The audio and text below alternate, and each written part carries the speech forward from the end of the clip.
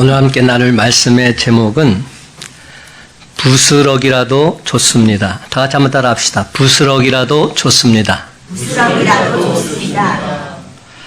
우리 교회에서 매주 수요일마다 밤에 성경 공부를 하고 있습니다. 지난 주일 수요일 공부한 범위가 열왕기서였어요. 열왕기서는 어떤 내용들로 기록되어 있죠? 그러니까 왕사라고 하죠. 왕들의 역사. 그러니까 이스라엘 왕들을 쭉 열거한 내용들이 열왕기서입니다.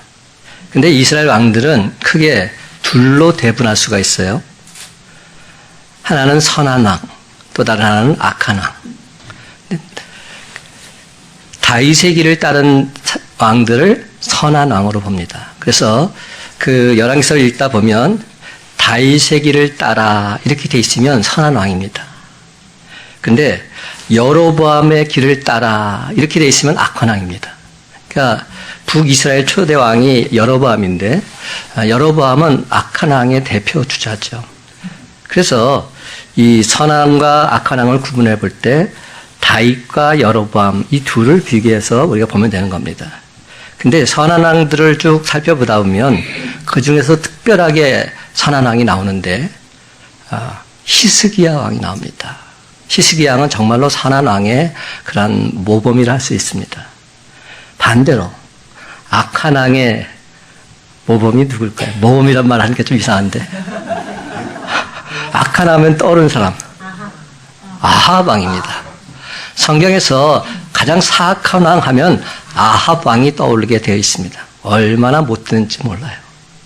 근데 여러분 이 아합 왕 뒤에는 누가 있었을까요? 이세벨이라는 왕후가 있었어요. 결국 아합 왕은 꼭두각시에 불과한 겁니다. 이 이세벨로 인해서 정말로 사악한 짓들이 많이 자행됐습니다. 그래서 성경을 보면 이 여로보암보다 한술 더 뜬 왕이 아합 왕이다. 그러니까 어떻게 표현하고 있냐면 여로보암의 길을 가볍게 여겨 이렇게 말해요. 그러니까 우습다는 겁니다. 그거는 유도 아니라는 겁니다. 그만큼 사악한 왕이 아합 왕이었습니다. 근데 이 아합 왕 배후에는 누가 있었다고요? 이세벨. 근데 이세벨은 지독한 우상 숭배자였습니다. 바알과 아세라 신을 섬겼던 우상 숭배자였던 이세벨. 근데 이세벨이 살고 있던 지역을 살펴보니까 이번에 성경 공부를 하면서 우리가 다시금 발견해 봤는데 이세벨은 베니게 지역에 살고 있었어요. 베니게는 두로와 시돈 지역인데요. 갈릴리 북서쪽 지중해 연안에 살고 있었던 여인입니다. 근데 놀랍게도 오늘 성경 신약에 나오는 수로보니게 여인이 같은 지역 사람이라는 겁니다. 수로보니게는 수로는 수리아 지역을 말하고요. 아람 땅을 말합니다. 여러분 아람 왕 이렇게 나오고 예수님께서도 아람 방언을 쓰셨잖아요. 그러니까 이 아람 수리아 지역의 베니게 지역에 살고 있었던 여인이다. 그래서 수로베니게, 수로보니게 이렇게 된 겁니다. 그러니까 이 이세벨과 이 수로보니게 여인과는 같은 지역 동양 사람인 것이죠. 근데 이처럼 극과 극의 행동을 보이고 있습니다. 한 여인은 가장 사악한 왕의 대표 주자고요. 한 여인은 정말로 이방인 중에서 믿음이 특심한 그런 여인으로 등장하고 있는 겁니다. 그래서 그런지 모르겠지만 예수님께서도 평소에 사람들을 대하는 모습과 다르게 대하고 있어요. 평소에 예수님은 이렇게 대하지 않으셨거든요. 사랑이 많으신 예수님께서 사람들을 그렇게 함부로 대하지 않으시잖아요. 근데 예수님께서는 이 여인을 처음 볼 때부터 아예 신뢰하지 않으십니다. 아예 깔고 뭉개세요. 나 예수님의 이런 성격 보면서 놀랐어요. 아니, 예수님이 이런 분이셨던가? 놀라지 않을 수 없습니다. 근데 여러분, 이런 경우가 우리에게도 있을 수 있습니다. 선입견이 항상 있어요. 편견이 있어요. 그래서 저 사람은 저럴 것이다. 저 지역 사람은 저럴 것이다. 그런 편견이 있어요. 그래가지고 항상 그 사람과 상관없이 그 사람을 대할 때가 있다는 것이죠. 여러분 없으세요? 그냥 상관없이 무조건 다 은혜로 다 받아들입니까? 아니에요. 우리 각자에게는 편견이 있어요. 선입견이 있어요.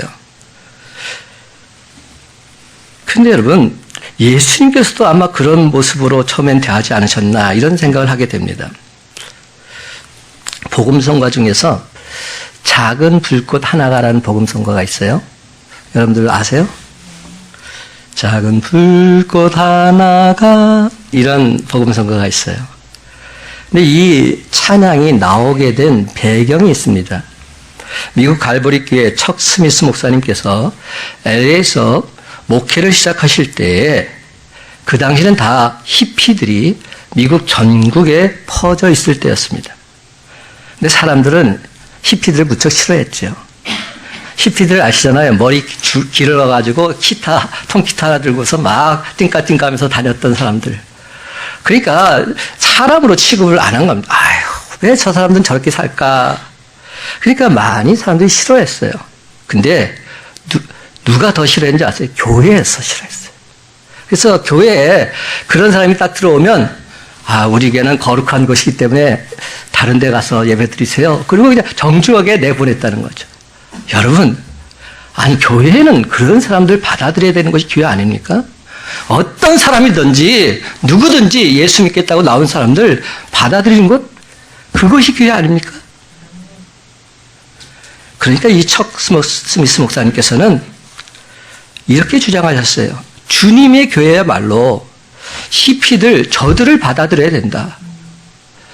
교회의 주인은 예수님이신데 예수님이시라면 어떻게 하셨을까? 그들을 무조건적으로 감싸 안아야 된다. 그리고는 롱비치 해변가에 가서 히피들에게 복음을 전하기 시작했습니다. 그리고는 그들을 적극적으로 교회로 인도했습니다. 그리고 예수님을 영접하도록 그들을 이끌어 주었고 하나님 말씀으로 그들을 양육했습니다. 그랬더니 그들이 변화되어서 헌신하기 시작하는 겁니다. 특별히 히피들이 어떤 은사가 있었을까요? 노래하는 은사가 있었잖아요. 기타 치면서 노래하는 은사가 있었잖아요. 그러니까 하나님 말씀을 듣고는 찬양을 부르기 시작합니다. 아멘. 계속 찬양을 부르다가 또 영감이 떠오르니까 곡을 만드는 겁니다. 그래서 정말로 은혜로운 찬양곡들이 많이 나오게 된 것이죠. 그 당시 그들이 만든 찬양을 마라나타 뮤직이라 말합니다. 우리가 예배 마지막에 항상 부르는 마라나타, 이 마라나타 뮤직이 창립된 것이죠. 그리고 거기서 오늘날 우리들이 부르는 수많은 복음송들이 다 나오게 됐어요. 그러니까 영어가 우리나라 말로 번역된 대부분의 노래들이 다 마라나타 뮤직에서 나오게 된 겁니다. 그들이 만든 수많은 복음송 중 하나가 바로 작은 불꽃 하나가. 작은 불꽃 하나가 큰 불을 일으키어 곧 주위 사람들 그 불에 몸 녹이듯이 주님의 사랑이 같이 한 번 경험하면 그 옛사랑 모두에게 전하고 싶으리. 근데 여러분 이 찬양 부르면서 어떤 생각이 드셨어요? 이 작은 불꽃이 뭔지 아세요? 작은 불꽃 하나가 이게 바로 마리아나 담배 불꽃입니다. 이 사람들이 마리아나를 피면서 하나님 은혜를 체험한 거예요. 담배 한번 물고서 그러면서 이 작은 불꽃 속에 있다가 크나큰 불꽃을 발견한 겁니다. 여러분 이 가사가 보통 가사가 아니에요. 이런 작은 불꽃들이 그들의 인생을 망치게 했던 이런 작은 불꽃들이 예수님의 사랑을 경험하게 되니까 크나큰 불꽃이 되었어요. 주위에 있는 모든 사람들에게 주님의 사랑을 전파하는 통로가 되기 시작했다. 얼마나 멋진 일입니까? 우리는 히피들에게서 이처럼 은혜로운 찬양이 나오리라고는 예상하지 못했지요. 이처럼 굳건한 믿음이 생기라고는 더더욱 생각하지도 못했습니다. 우리는 대개 믿음이란 오랫동안 교회 다닌 분들에게서 발견되는 것이라 생각합니다. 그 중에서도 믿는 가정에서 태어난 모태신앙인들, 저들이야말로 믿음이 대단할 것이야. 이렇게 여기죠. 여러분, 정말로 믿음이 이런 분들에게서만 있는 특징일까요? 아니라는 겁니다. 모태신앙을 가진 자들에 대한 재미난 이야기가 있어요. 저도 모태신앙이에요. 태어나니까 그냥 교인이 되어 있는 겁니다. 근데 여러분, 왜 모태신앙인지 아세요? 왜 모태신앙인지? 맞아요. 나 기도도 못해. 나 사랑도 못해. 나 봉사도 못해. 나 전도도 못해. 나 못해. 여러분, 모태신앙인의 모습이 이래요.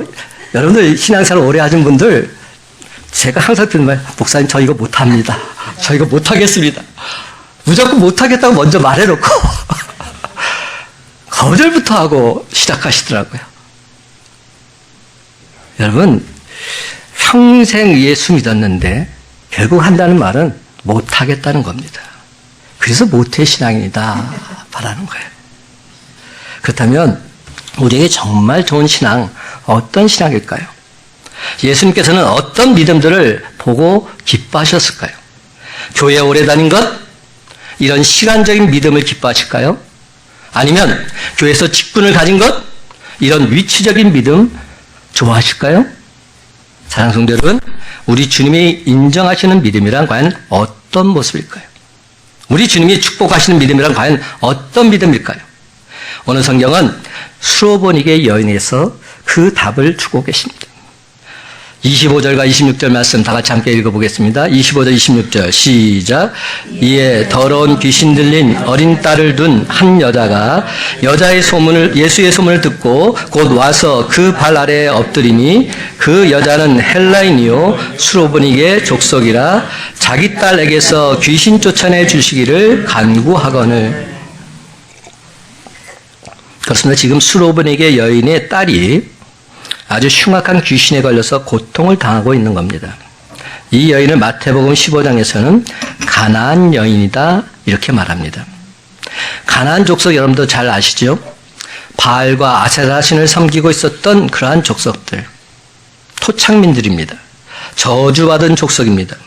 이 여인이 바로 그러한 여인이었다는 겁니다. 오늘 본문에서는 헬라인이요 수로보니게 여인이라 말합니다. 헬라인이란 말은 헬라 종교 전통을 온전히 이어받았다는 말입니다.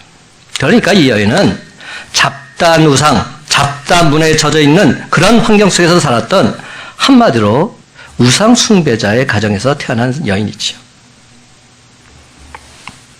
하나님을 전혀 몰랐던 여인입니다. 그런데 이 여자에게 심각한 문제가 생긴 겁니다. 사랑하는 딸이 흉악한 귀신에 사로잡히게 된 겁니다. 귀신에 들렸다. 이것은 오늘날에도 의학적으로 풀 수 없는 그런 고통스러운 문제 중에 하나지요. 여러분, 사랑하는 딸이 귀신 들려서 이리 넘어지고 저리 넘어지고 미친 사람처럼 방황했다 한번 생각해 보십시오.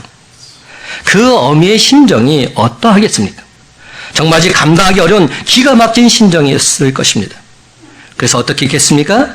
여인이 살던 두로란 마을에 예수님께서 오셨다는 소문을 듣게 되자 이 여인은 무작정 예수님을 찾아갑니다. 오늘 본문에 보면 그 발 아래에 엎드려 간구했다 말합니다. 동일 본문인 마태복음 15장에 보면 조금 더 자세하게 나타나 있습니다. 이 여인이 예수님께 찾아와서 먼저 소리를 지릅니다. 주 다윗의 자손이여 나를 불쌍히 여기소서. 내 딸이 흉악하게 귀신 들렸나이다. 이 여자는 지금 있는 악을 다 쓰고 있는 겁니다. 예수님을 향해서 고래고래 소리를 지르고 있습니다. 그런데 예수님의 반응이 이상합니다. 뜻밖의 반응이 나오고 있습니다. 예수님은 한마디 말씀도 하지 않으십니다. 침묵하고 계십니다. 참으로 놀라운 일이죠. 예수님께서는 지금까지 귀신을 쫓아내주거나 병든 자를 고쳐주기 위해서 온 사람들, 그들에게 침묵하신 적 단 한 번도 없으십니다. 근데 웬일인지 이 여인에 대해서만큼은 한 말씀도 하지 않으시는 겁니다. 이 가나안 여인이 계속 소리를 지르니까 침묵하시다가 기껏 하신다는 말씀이 나는 이스라엘 집에 잃어버린 양 외에는 다른 데로 보내심을 받지 않았다. 단호하게 말씀하십니다. 무슨 말입니까? 나 너 못 고쳐준다는 겁니다. 네 딸 못 고쳐준다는 겁니다. 그러니까 빨리 갚으려는 겁니다. 참으로 이상한 일 아닙니까? 예수님께서는 지금까지 어떤 경우든지 병든 자 거절하지 않으시고 고쳐주셨습니다. 밤이 맞도록 고쳐주셨죠. 하지만 이 여인에게만큼은 단호하게 말합니다. 안 돼! 너는 고쳐줄 수 없어! 이렇게 말하고 있는 겁니다. 그러자 이 여인은 예수님이 계시는 집안까지 쳐들어와서는 그 발 아래에 엎드려 간구합니다. 제 딸을 고쳐주옵소서. 제 딸을 살려주옵소서. 애절하게 간구합니다.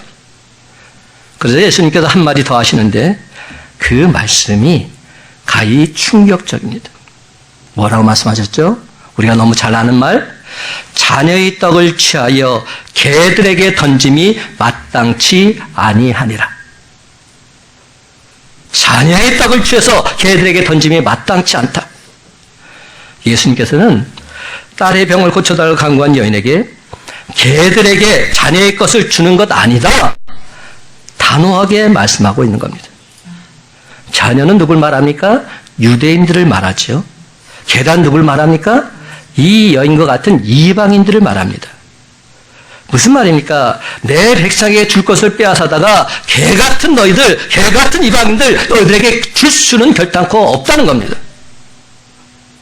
여러분, 지금 예수님께서 이러고 계십니다. 사랑하는 성도 여러분, 저와 여러분 같았으면 이러한 상황 속에 처했을 때 어떻게 행동하시겠습니까? 지금 예수님께서 저와 여러분을 개취급을 하십니다. 여러분이 지금 개취급을 당한 겁니다. 그래도 예수님께 간구하시겠습니까? 저는 목회자가 되기를 제가 망설였던 가장 큰 이유가 뭔지 아세요? 제 안에 분노가 있어요. 이거를 평생 잘 참다가도 결정적인 순간에 이것이 표출이 되곤 해요. 저희 아버님 목회하실 때 그 장면을 보다가 제가 고3 때 그것이 결국 터지고 말았어요. 그리고 고등학교 3학년 아이가 아버지와 그 장로님이 얘기하신 그 서재에 들어가서 탁자를 칵 치면서 얼마나 대들었는지 그때부터 제 마음이 콱 막혀가지고 나는 주의 종은 될 수 없구나. 그리고 돌아서 여기까지 온 겁니다. 여러분, 이런 말을 예수님한테 여러분이 들었다고 지금 생각해 보십시오. 과연 어떻게 반응할까? 마틴 루터는 이 장면에서 이 여인의 마음을 묘사하기를 이 여인의 마음이 산산조각이 났다고 말합니다. 더 이상 아무 데도 기댈 곳이 없어졌다 말합니다.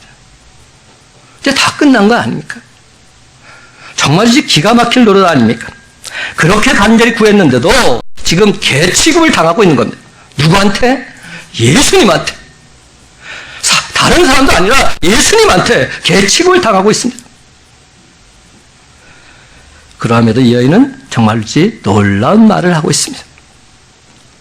주여 올소이다마는 상아래 개들도 아이들이 먹던 부스러기를 먹나이다. 주님, 옳습니다. 저 개라고 해도 좋습니다. 그러나 개들도 주인의 상에서 떨어지는 부스러기를 먹지 않습니까?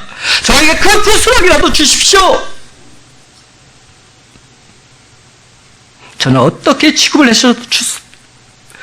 다만 제 딸 아이만 살 수만 있다면, 제 딸 아이만 낫게 해준다면 저는 아무래도 상관없습니다. 주님께서 제발 조그만 자비를 베풀어 주셔서 제 딸 아이에게 부스러기라도 주십시오. 그러면 제 딸 아이가 분명 낫게 될 줄로 저는 믿습니다. 저는 이 여인의 고백 속에서 로마 백부장의 고백을 듣게 됩니다. 로마 백부장의 하인이 병들었을 때 예수님께 찾아 나와서 간청을 하죠. 제 하인이 병들어 죽게 됐다고, 고쳐달라고. 이 예수님께서 그의 집에 가시고자 합니다.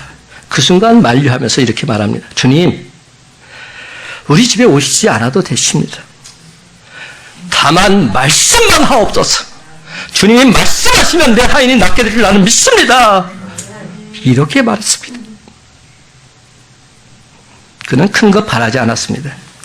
부스럭이라도 말씀만 해주셔도, 쳐다보시기만 해도 나는 기쁘고 감격스럽습니다.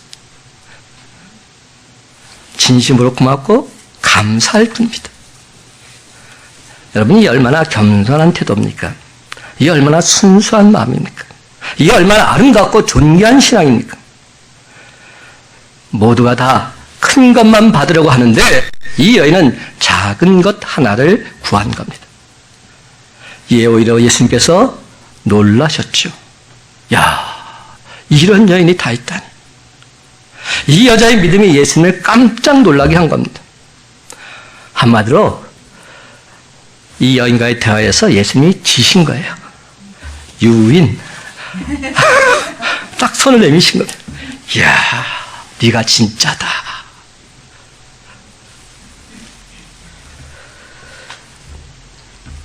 이 여인은 그렇게 무시를 당하는데도 화를 내거나 자존심을 내세우거나 한을 품지 않습니다. 묵묵히 주님 옳습니다. 주님 옳습니다. 그렇지만 내 딸을 살려 주옵소서. 계속 주님 앞에 간절히 구합니다. 우리는 이 여인의 말 속에서 진정한 믿음의 모습을 발견하게 되지요. 이 여인은 원래 구원 밖에 있었던 이방인입니다. 하나님의 백성이 될 자격이 없었던 죄인입니다. 그러나 이 여인은 유대인들보다 더 큰 믿음을 가지고서 예수님 앞에 나아가고 있는 겁니다. 그렇다면 여러분, 과연 무엇이 진정 믿음일까요? 믿음이 좋다는 걸 무엇으로 의미할까요? 이 여인은 믿음에서 과연 어떤 모습을 보여주고 있을까요? 첫째로 이 여인에게서는 흔들리지 않는 목표가 있다는 사실. 이것이 중요합니다. 흔들리지 않는 목표가 있었어요. 25절 말씀 다 같이 함께 읽어봅시다. 25절입니다. 시작.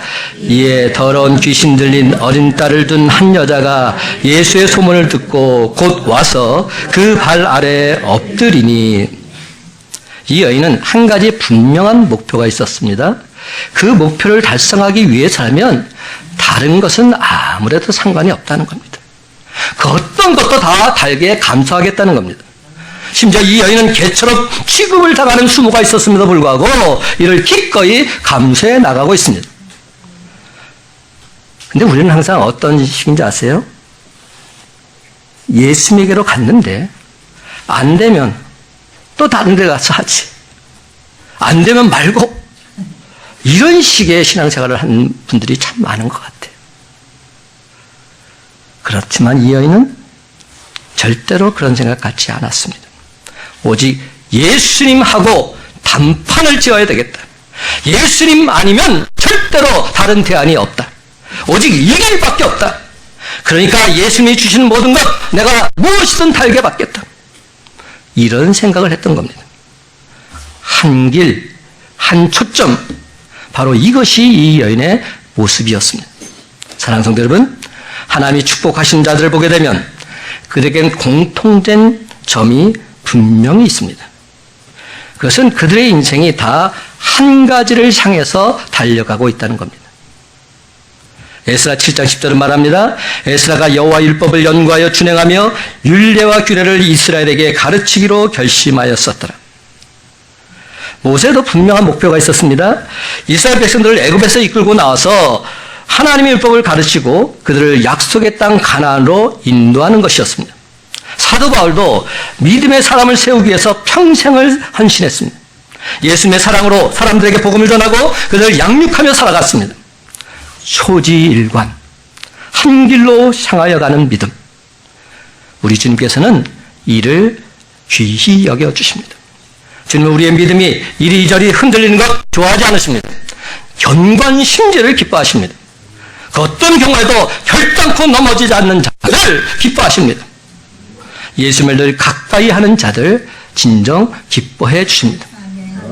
그 마음속에 예수님을 영원토록 영접하고 살아가는 자들 우리 주님께서 기뻐 받으사 그들을 통해서 하나님의 영광 나타내 주실 줄로 믿습니다. 그렇습니다. 여러분, 우리 인생에는 분명 한 가지 관점이 있어야 됩니다. 왜 사냐 묻는다건 내가 사는 목적이 분명해야 한다는 겁니다. 내가 가고자 하는 지점이 분명해야 됩니다.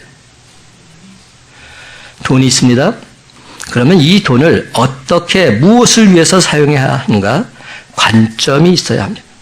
내가 많은 공부를 했습니다.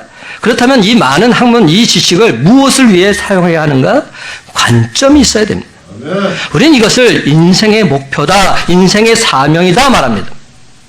이 여인에게는 오직 한 가지 사명만이 있었습니다. 내 딸을 고쳐야 하겠다. 그런데 예수님 아니면 다른 대안이 없다. 이 여인은 오직 예수 그리스도 지금 한 가지만 가지고 주님께 나아갔다는 것입니다. 여러분, 이렇게 살아가는 사람들 떡이나 부스러기 가리지 않습니다. 이렇게 살아가는 사람들 환경 탓하지 않습니다. 문제되지 않아요. 사도 바울을 보십시오. 빌립보서 4장 12절은 말합니다. 나는 비천에 처할 줄도 알고 풍부에 처할 줄도 알아. 모든 일 곧 배부름과 배고픔과 풍부와 궁핍에도 처할 줄 아는 일체의 비결을 배웠노라. 사도 바울에게는 배부름, 배고픔, 풍부한 환경, 궁핍한 환경 이런 것 문제가 아니었습니다. 사람들을 만나고 그들에게 복음을 전해주면서 예수님의 생명으로 그들을 양육해 나가는 것. 어떻게 하면 저들을 바로 세워 나갈 수 있을까? 이것이 그의 유일한 문제였습니다. 아멘. 그가 감옥에 가든 그가 돌에 맞든 예수님의 복음을 전할 수만 있다면 그는 기뻐했습니다. 믿음의 사람을 세우기 위해서라면 부스럭이라도 전혀 문제가 되지 않았던 것이지요.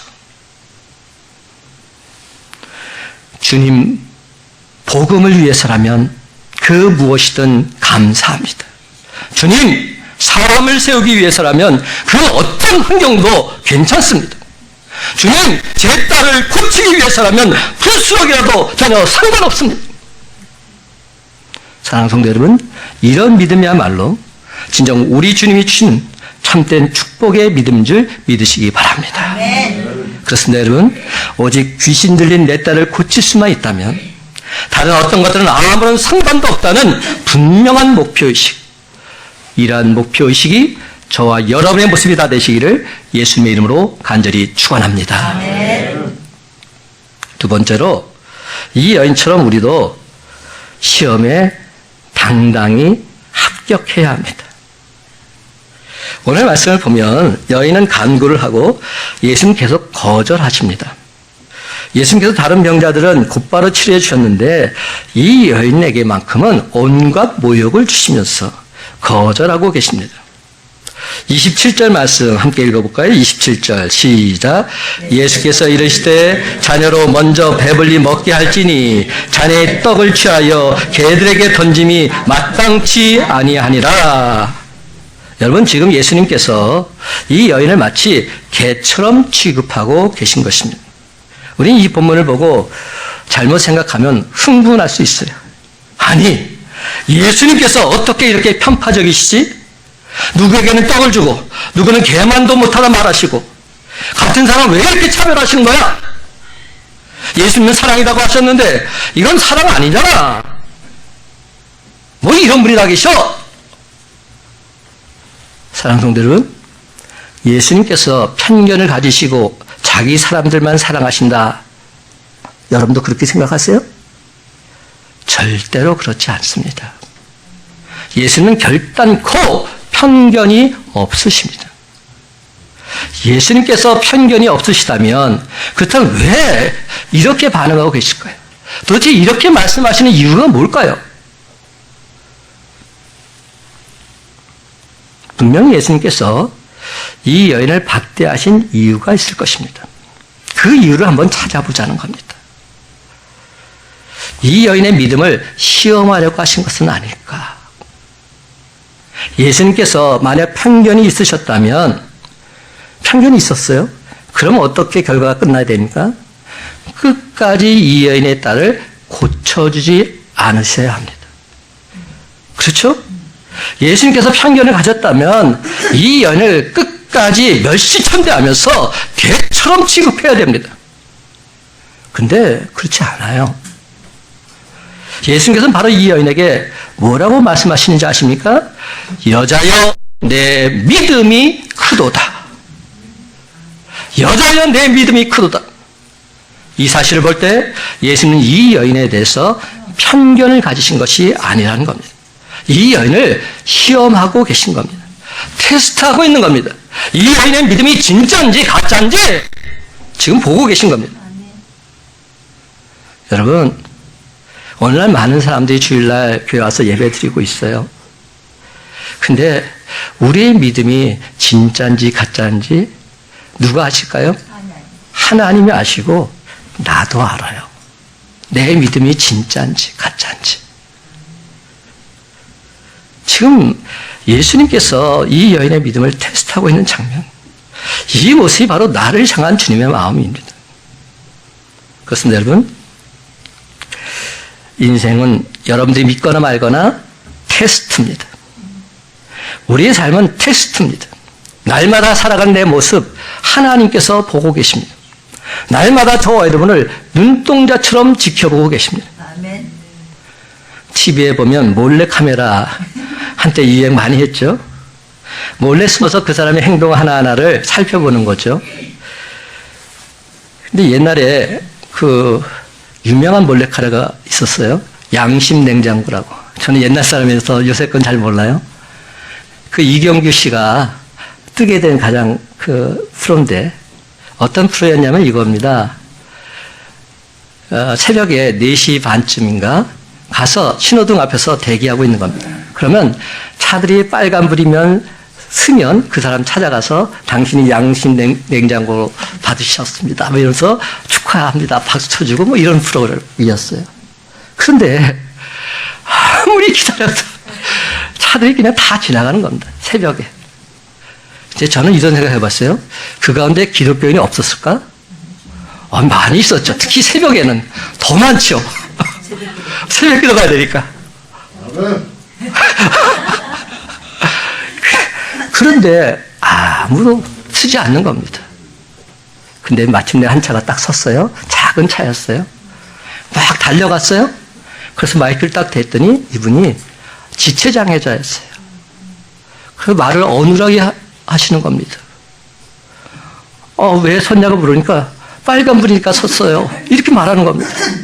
빨간불이니까 섰다는 겁니다. 아니, 당연한 거죠. 근데 우리는 그것을 당연하게 여기지 않는 겁니다.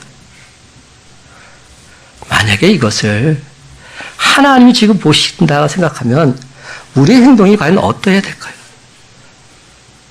근데 많은 사람들 하나님이 보신다 믿지 않아요. 그러니까 그렇게 막 나가는 겁니다. 그러니까 그렇게 막 행동하는 겁니다. 하나님이 보고 계신다면 이럴 수는 없는 겁니다.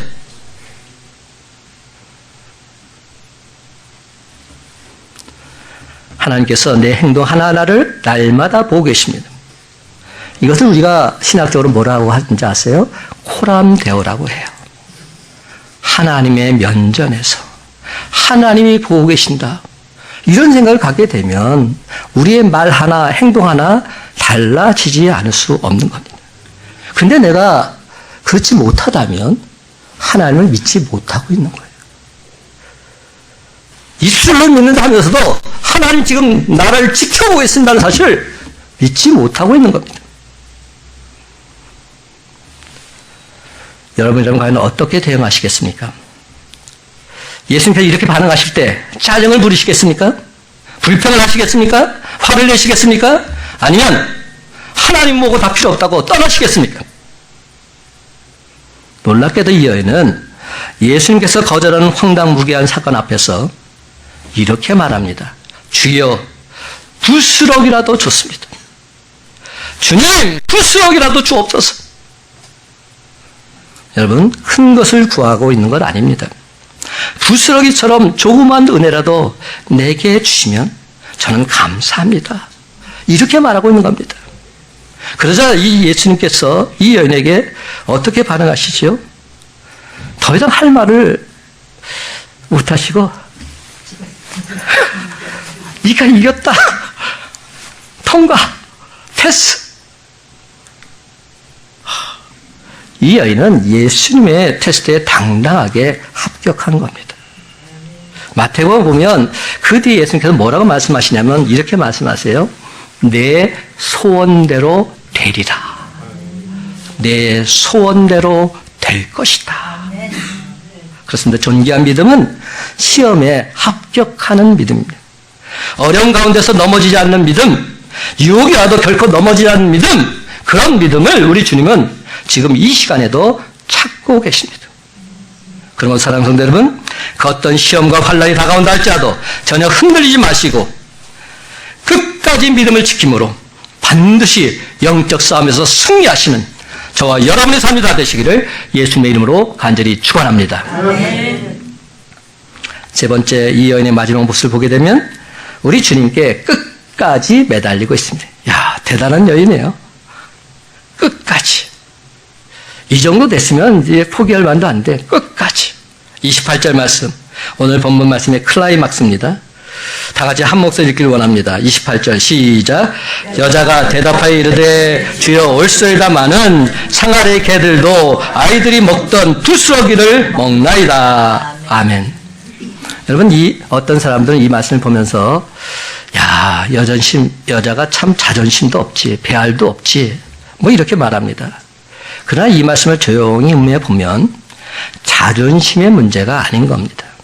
이 여인은 자존심을 내세우기 전에 이미 주님에 대한 전적인 신뢰가 있었음을 알 수 있습니다. 이 여인은 예수님께 처음 나왔는데 그런데도 예수님 향해서 뭐라고 부르고 있는지 아십니까? 주여 이렇게 부릅니다. 주님 이렇게 부르고 있습니다. 선생님이 아닙니다. 랍비가 아닙니다. 주님, 아도나이 이렇게 부르고 있는 겁니다. 주님 옳습니다. 하지만 그래도 내 딸을 고쳐 주옵소서 이렇게 말하고 있는 겁니다. 여러분, 여기서 주여란 말은 예수님을 한낱 병 고치는 자로만 인식한 것이 아니라는 겁니다. 예수님을 자기 인생의 주인으로 인정하고 있는 겁니다. 예수님 당신은 나의 주인이십니다. 선포하고 있는 겁니다. 아멘. 나의 구원자여, 나의 주여, 나의 메시아이십니다. 노래하고 있는 겁니다. 그러고 보면 이 여인은 예수님을 만나기 전부터 예수님에 대해서 구약의 말씀을 통해서 상당히 알고 있었다고 여겨집니다. 이사야서 60장, 61장, 62장을 읽어보면 가난한 자, 포로된 자, 갇힌 자, 이방인들에게도 복음이 전해진다 분명히 나옵니다. 이방인들에게도 복음이 전해진다는 말이 분명히 있습니다. 이 여인은 지금 이 말씀을 꽉 붙잡고 있는 겁니다. 그래서 자존심을 내세우기 전에 먼저 예수님께서 말씀하시자 이렇게 말하고 있습니다. 주님 말씀이 맞습니다. 저 이방인입니다. 유대인들이 개처럼 취급하는 그런 여인입니다. 그러나 하나님께서 구약성경에서 말씀하시기를 우리들에게도 구원을 주신다 약속하지 않으셨습니까? 먼저는 유대인에게지만 그 다음엔 이방에도 은혜를 베풀어 준다 말씀하지 않으셨습니까? 저는 지금 자녀들이 먹고 남은 그 부스러기를 원하고 있습니다. 주님, 저에게 그 부스러기라도 주옵소서. 주님, 저에게 그 부스러기라도 주시옵소서. 바로 그 순간 우리 주님께서 이 여인의 마음을 귀하게 여기십니다. 말씀을 붙들고 그 말씀대로 이루어지기를 원하는 자들, 그 말씀대로 하면 내게 손해가 있다 할지라도, 내가 비록 적은 것을 얻는다 할지라도 그 말씀을 붙잡고 그 말씀대로 살아가는 자들, 우리 주는 바로 이런 자들을 귀히 여기십니다. 교회 생활을 하는 것을 가만히 보면 은혜 받는 사람들에게는 분명한 증거가 있습니다. 은혜 받는 사람들은 먼저 말씀을 붙습니다. 말씀에 대한 애정, 말씀에 대한 사랑이 나타납니다. 말씀을 사랑하기 시작합니다. 말씀을 사모하기 시작합니다. 그 말씀을 대하고 그 말씀을 들을 때면 눈이 초롱초롱 빛이 납니다. 은혜 받는 사람과 은혜 받지 않는 사람의 차이는 말씀과 나와의 거리에 있다 할 수 있습니다. 하나님 말씀이 나와 얼마나 거리가 있는가, 말씀을 대할 때마다 얼마나 감격하고 감동하는가, 바로 이 차이입니다. 그렇습니다. 말씀과 나와의 거리는 곧 하나님과 나와의 거리인 셈입니다. 은혜를 받는 사람들은 하나님 말씀이 나에게 다가옵니다. 그 말씀이 나에게 양식이 되고 생명이 됩니다. 말씀을 붙드는 사람, 그들은 반드시 은혜를 받고야 합니다. 왜입니까? 하나님 말씀이 곧 길이요 진리요 생명이시기 때문에, 하나님 말씀이 진정 축복이요 능력이시기 때문에. 아멘. 그러므로 새벽마다 일어나서 일과를 시작하기 전에 먼저 말씀을 붙드는 사람, 이 사람에게는 하나님의 한량없는 은혜가 넘치게 될 줄로 믿습니다. 아멘. 하루를 마치면서도 하나님 말씀에 의지해서 하루 일과를 마치는 사람, 이 사람에게도 하나님의 지극한 축복이 넘쳐나게 될 줄로 믿습니다. 아멘. 삶의 걸음걸음마다 말씀을 기억하면서 그 말씀대로 살려고 애쓰고 힘쓰는 자들에게는 하나님의 무궁하신 은혜와 축복이 날마다 넘치게 될 줄로 믿습니다. 아멘. 그들은 이 세상에서 결단코 경험할 수 없는 참된 평안, 참된 기쁨, 참된 자유를 누리게 될 자격이 있는 자들입니다. 그렇습니다. 지금 이 여인은 하나님 약속의 말씀을 꽉 붙들고 있습니다. 그 말씀을 붙들고 주님 앞에 엎드리고 있는 겁니다. 이렇게 간구한 여인에게 왜 주님께서 부스러기를 주시겠습니까? 아니죠. 부스러기 안 주십니다. 놀라운 은혜와 축복을 예비해 주십니다. 예수님께서 이 여인에게 말씀하십니다. 돌아가라, 귀신이 내 딸에게서 나갔느니라. 예수님의 이 말씀이 오늘 이 시간 주님 앞에 나온 저와 여러분 모두에게 주시는 능력의 말씀, 은혜의 말씀, 축복의 말씀이 되시기를 간절히 바랍니다. 이방인으로서 개처럼 취급을 당하기도 했지만, 그러나 그 부스러기라도 사모했던 이 여인에게 우리 주님께서는 단지 부스러기 정도가 아니라 놀라운 은혜와 축복, 아니 영생의 축복을 허락해 주신 줄로 믿습니다. 아멘. 딸의 병을 고쳐주실 뿐만 아니라 마태복음에 보면 이렇게 말합니다. 여자여 내 믿음이 그러다. 이 여인이 진정 큰 믿음의 소유자임을 온 세상에 공표하고 계신 겁니다. 사랑하는 성도 여러분, 오늘 시간 이 말씀 붙잡고 오직 주님만 바라보고 나아가는 자들에게 우리 주님께서 동일한 은혜, 동일한 축복 허락해 주실 줄로 믿습니다. 어떤 시험이 와도 주님을 계속 신뢰하는 자들에게 하나님 놀라운 영광이 반드시 나타나게 될 줄로 믿습니다. 늘 언제나 하나님 말씀을 붙들고 살아가는 자들, 그들의 삶 하나님께서 끝까지 책임져 주시고 승리하는 삶으로 인도해 주실 줄로 믿습니다. 이제 말씀을 맺습니다. 사랑하는 성도 여러분, 하나님 말씀 의지하십시다. 주여 부스럭이라도 줬사오니 은혜를 베풀어 달라 간구하십시다. 그리하면 주님께서 우리 모두의 기도를 들어 응답해 주실 뿐만 아니라 누르고 넘치도록 복의 복을 더하여 주실 줄로 믿습니다. 아멘. 그렇습니다. 여러분, 이 모든 것 하나님이 하셨습니다. 모든 영광 하나님께 돌리면서 주의 크신 능력 온 세상에 기쁨으로 전파하며 살아가는 저와 여러분의 삶이 다 되시기를 예수님의 이름으로 간절히 축원합니다. 아멘.